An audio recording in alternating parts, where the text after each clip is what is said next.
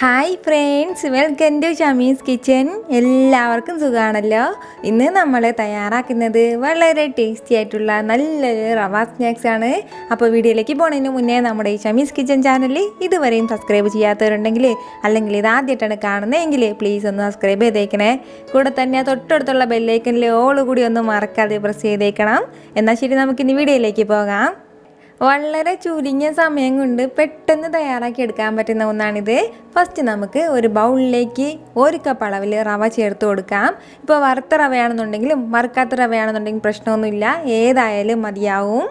ഇനി നമുക്കിതിൻ്റെ കൂടെ ചേർത്ത് കൊടുക്കേണ്ടത് ഒരു 1/2 കപ്പ് അളവിൽ മൈദാമാവ് കൂടിയാണ്. അപ്പോൾ ഈ മൈദാമാവിന് പകരം നമുക്ക് വേണമെന്നുണ്ടെങ്കിൽ ഗോതമ്പ് പൊടി ചേർക്കാം, അതായാലും മതിയാവും. അപ്പോൾ 1/2 കപ്പ് അളവിൽ മൈദാമാവും ചേർത്ത് കൊടുത്തിട്ട് പിന്നെ നമുക്കിതിലേക്ക് വേണ്ടത് കുറച്ച് സവാള ചെറുതായിട്ട് അരിഞ്ഞത് കൂടിയാണ്. ഒരു വലിയ സവാളയുടെ പകുതിയാണ് ഞാനിപ്പോൾ എടുത്തിട്ടുള്ളത്, അതുകൂടി ചേർക്കുകയാണ്. പിന്നെ നമുക്ക് ഇതിലേക്ക് വേണ്ടത് ഒരു ക്യാരറ്റാണ്. അതും ചെറുതായിട്ട് അരിഞ്ഞിട്ട് വേണം ചേർക്കാനായിട്ട്. ഇതിലേക്ക് ചേർക്കുന്ന എല്ലാം ചെറുതായിട്ട് അരിഞ്ഞിട്ട് വേണം ചേർക്കാനായിട്ട്. അപ്പോൾ ക്യാരറ്റും ചേർത്ത് കൊടുത്തതിന് ശേഷം പിന്നെ നമുക്കിതിലേക്ക് വേണ്ടത് എരിവിന് ആവശ്യത്തിനുള്ള പച്ചമുളക് കൂടിയാണ്. ഞാനിപ്പോൾ 2 പച്ചമുളക് എടുത്തിട്ടുണ്ട്, അതും ചെറുതായിട്ട് അരിഞ്ഞിട്ട് ചേർക്കുകയാണ്. പിന്നെ നമുക്കിതിലേക്ക് വേണ്ടത് ഒരു വലിയൊരു പീസ് ഇഞ്ചി ചെറുതായിട്ട് അരിഞ്ഞിട്ട് അതും കൂടി ചേർക്കാം. 1 ടീസ്പൂൺ അളവിൽ ഇഞ്ചി ചെറുതായിട്ട് അരിഞ്ഞതുണ്ടാവും. കൂടെ തന്നെ കുറച്ച് കറിവേപ്പില കൂടി. അപ്പോൾ ഈ കറിവേപ്പിലയ്ക്ക് പകരം നമുക്ക് വേണമെന്നുണ്ടെങ്കിൽ മല്ലിയില ഉണ്ടെങ്കിൽ മല്ലിയിലയുടെ ടേസ്റ്റ് ഇഷ്ടമുള്ളവർക്ക് അതും ചേർത്ത് കൊടുക്കാവുന്നതേ ഉള്ളൂ.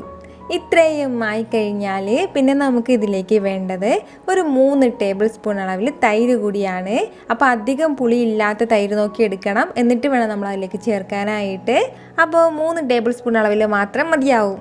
അതും ചേർത്ത് കൊടുത്തതിന് ശേഷം ഒരു പിഞ്ചളവിൽ സോഡാപ്പൊടി കൂടി ചേർക്കുകയാണ്. അപ്പോൾ ഈ സോഡാപ്പൊടി ഇല്ലാന്നുണ്ടെങ്കിൽ നമുക്ക് സ്കിപ്പ് ചെയ്യാൻ പ്രശ്നമൊന്നുമില്ല.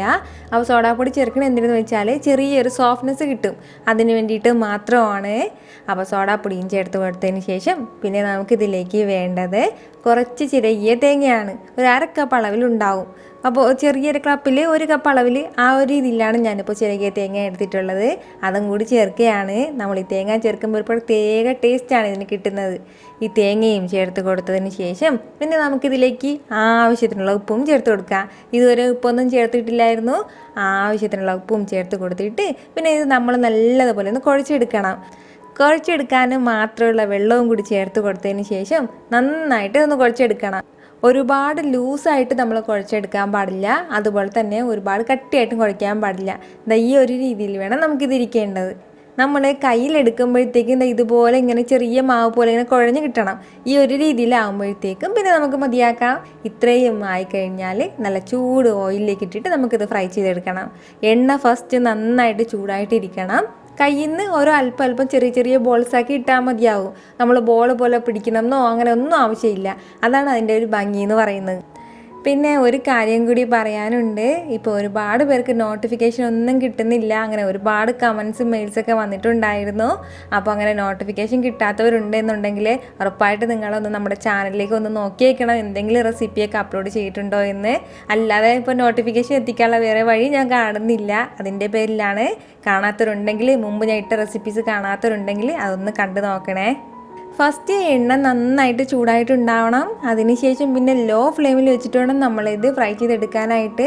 തീ ഒട്ടും വെക്കരുത് നമ്മൾ, കാരണം ഇത് പച്ചമാവാണ്. ഫ്ലെയിം കൂട്ടി വെക്കുകയാണെന്നുണ്ടെങ്കിൽ പുറം ഭാഗം മാത്രം കളറ് മാറിയിട്ട് അകം വേകാതെ കിട്ടും, അതിൻ്റെ പേരിലാണ്.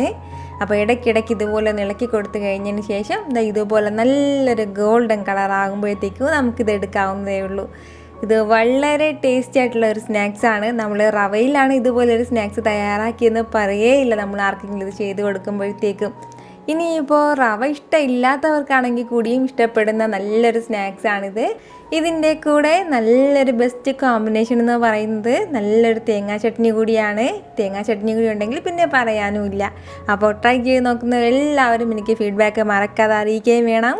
ഈ വീഡിയോ നിങ്ങൾക്ക് ഇഷ്ടമായിട്ടുണ്ടെന്നാണ് എൻ്റെ വിശ്വാസം. ഇഷ്ടമായാൽ ഇതൊന്ന് ലൈക്ക് ചെയ്തേക്കണം. ഇത് മറ്റുള്ളവരും കാണണമെന്ന് ആഗ്രഹിക്കുന്നുണ്ടെങ്കിൽ നിങ്ങളുടെ ഫ്രണ്ട്സിനും ഫാമിലിക്കും എല്ലാവർക്കും ഒന്ന് ഷെയർ ചെയ്ത് കൊടുക്കാനും മറക്കരുത്.